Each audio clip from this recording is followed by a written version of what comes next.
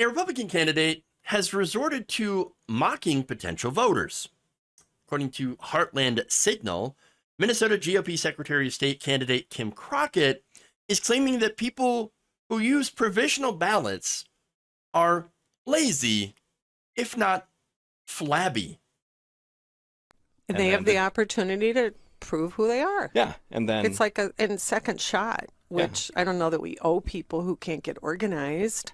It's the flabby American voter who's indulged, but they would have that opportunity, you know, and there's some good faith scenarios you could come up with where you want people to be able to vote, but the onus is on them. Yeah. The state shouldn't be going around, oh, can I help you?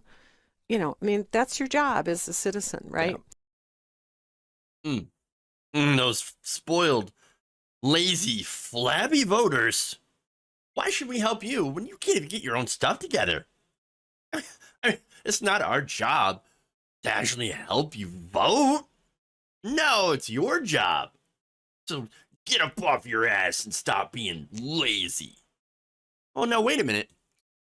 The issue that she's talking about here is provisional ballots. Now, provisional ballots are given to voters who have their eligibility has been challenged. Okay, so now most times these are people who claim that they've already registered, they've come up to vote, and realize that, oh, I'm not registered to vote. They're not in the registration forms. Okay, now these ballots, remember, these people still are at the polling station, so they have gotten up off their butts. They have done a provisional ballot, and that ballot is not tabulated. It is simply set aside and then counted later to make sure that you are actually eligible to cast that vote. So it's not even counted. It's counted later, and if they can't verify it, then it's thrown out. Now, look, there's a lot of different reasons why this could happen. For one, if you haven't voted for a while, you actually get kicked off the voter rolls. You literally get purged. So now, if you forget to register before that, or re-register, I say, that's a sad day for you, unless, of course, you live in a state that happens to have same-day registration. Now, look, voter purges, those are a problem. Now, that said, there are perfectly fine reasons for, to purge voter rolls. For example, you have state election officials. They do have an obligation to keep the voter records up to date by canceling registrations of people who died or people who are ineligible to vote for other reasons, like being imprisoned or have moved to another state or are no longer legally competent to vote. But as I said, there are other people that just get purged for not voting. So, and they didn't even know it. And that basically makes voting a use it or lose it proposition, which doesn't seem to make sense because, again, of how important voting is. Again, choosing a representation is a very fundamental part of any representative government. You should have the power to choose your representation, especially since the entire thing, the Boston Tea Party is no taxation without representation. Well, everybody gets taxed, right? Well, you should be able to choose your representation. That means voting. So now that doesn't make any sense, right? To then deny people because they decided, I'm not going to vote this year, or I can't vote this year. Now, especially since there actually are really good ways to keep voter rolls up to date. And for example, the National Change of Address System, which is maintained by the U.S. Postal Service, right? They can easily go and check those records to ensure that people are who they say they are, right? As well as data generated by the Electronic Registration Information Center. That program operates in 30 states so far and identifies out-of-state voter records by comparing the voter rolls of member states to each other and to each state's motor vehicle records. Since these things exist, there really isn't much of a justification for using voter inactivity as a way to purge voter rolls, but they do it anyway.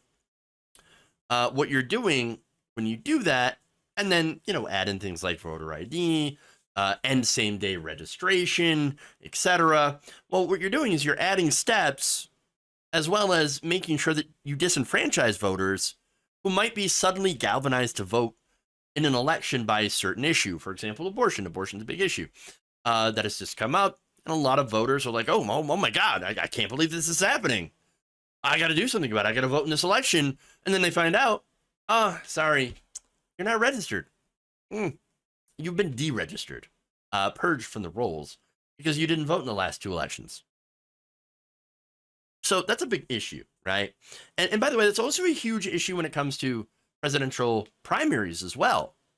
There are a lot of states that have very strange, registration deadlines. I think it was New York that had, I think it was in either 2016 or 2020, you had to register a year out from the election. And if you didn't, I mean, you're out of luck. So, I mean, that's really, really problematic. Okay. So, but now understand though, I think that's kind of by design. I mean, Republicans, they've shown that they really don't want everyone to vote. They want to make it more difficult to people without means or without time to get to the polls. Look at the Republican voter base. You have mostly elderly men, retirees, wealthy people, middle-class voters. They either have time because they're, not having to work 2 jobs to get by, or they're struggling to find, not struggling to find childcare during the day or having to navigate public transportation, those schedules to be able to get a ride to the polling place, etc. So what also is, a problem in getting to the polls is the fact that Election Day is not a national holiday. There's no time off. There's no exceptions. You can't get to the polls if you're working all day. So, or working, for example, second shift. Now, the end result is that, no, it's not impossible to vote, of course, but it is difficult. It's more difficult than it should be. It's more annoying. It's more onerous. Some people, they got to jump through more hoops, than other people. For example, you have inner cities that have less polling places that are open, which ends up being longer lines. And then, of course, you add in things like voter ID, registration purges, lack of same-day registration, on and on. Get it? Now that, of course, illustrates the need for massive voting reforms to make things easier. Because I believe that should be the goal. I think the goal should be to make this easier, to make voting more accessible.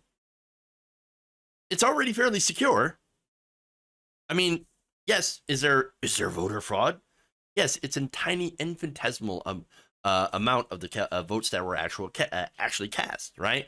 And we have a system in place that is able to find fraudulent votes, people that vote twice or go to different polling places and locations.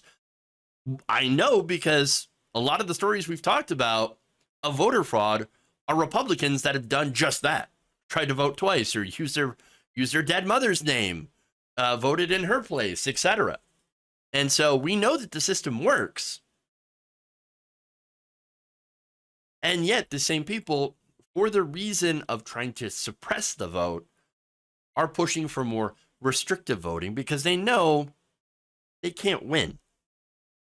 And that's what Kim Crockett is doing. Kim Crockett says, no, let's make voting much harder. We don't care about your lazy, flabby, spoiled voters in America.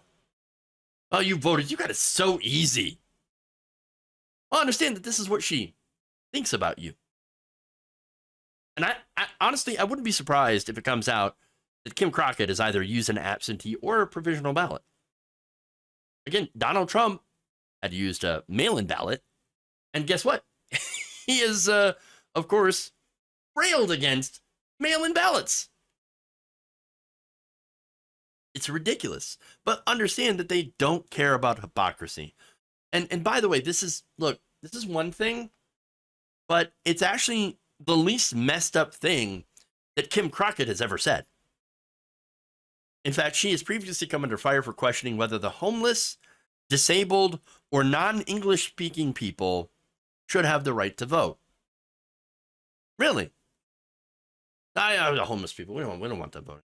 Disabled people, wow, we don't want them voting. She has also refused to commit to accepting election results, which is also funny. You know, for her midterms that she didn't win, and has accused her opponents of a conspiracy. So it's her opponent and a voting rights lawyer, Mark Elias, both of whom are Jewish. She's accused them of being puppets of George Soros. Because of course she did. Oh, it all comes down to George Soros.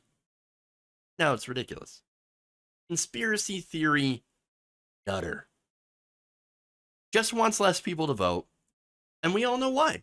Because Republicans all way back in the day, Paul Weyrich, admitted, yeah, when more people vote, we lose. So that's why we don't want more people to vote. We want less people to vote. And only those people that we choose.